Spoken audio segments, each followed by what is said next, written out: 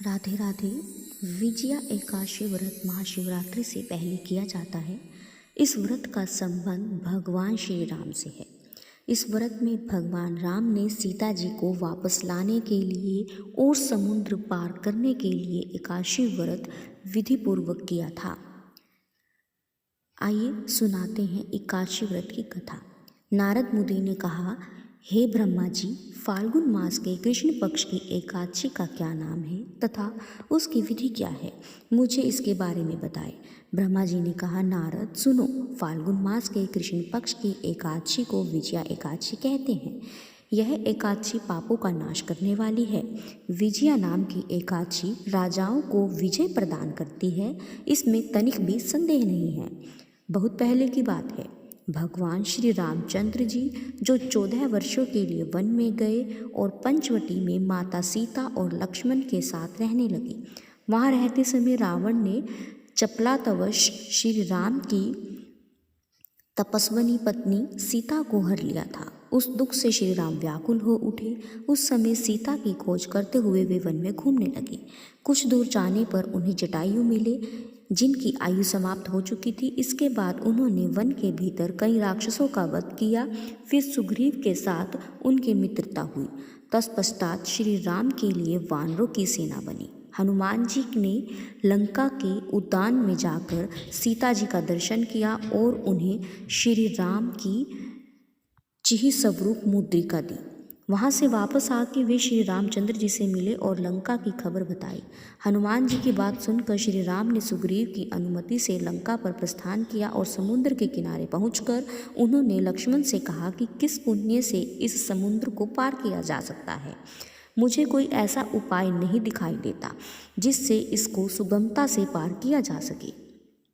लक्ष्मण बोले, महाराज, आप ही आदि देव और पुराण पुरुष पुरुषोत्तम है, आपसे क्या छिपा है। यहाँ द्वीप के भीतर बगदाभल्य नामक मुनि रहते हैं। थोड़ी दूरी पर उनका आश्रम है, उनके पास जाकर इनका उपाय पूछाना चाहिए। ऐसा सोचकर वो महामुनि बगदाभल्य से मिलने के लिए गए। वहाँ पहुंचकर उन्होंने मस्तक झुकाकर मुनि को प्रणाम किया। उन्होंने पूछा कि श्री राम, आपका यहाँ पर आगमन कैसे हुआ। श्री राम ने कहा कि आपकी कृपा से राक्षसों सहित लंका को जीतने के लिए सेना के साथ समुद्र पार किया जा सके, ऐसा कोई उपाय बताइए और मुझ पर कृपा कीजिए। पद्म पुराण में इस व्रत की विधि को श्री राम को बताया गया था कि इस दिन दशमी का दिन आने पर एक कलश स्थापित करें। वह सोने, चांदी, तांबे अथवा मिट्टी का भी हो सकता है। उसे जल से भरकर उसमें पत्ते डाल दें। उसके ऊपर भगवान नारायण के विग्रह की स्थापना करें।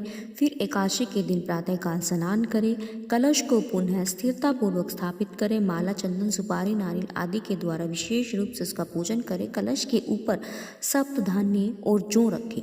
गंध, धूप, दीप और नैवेद्य से पूजन करें। कलश के सामने बैठकर वह सारा दिन उत्तम कथा आदि के साथ समय बिताए। रात में भगवान श्री हरि का जागरण करें।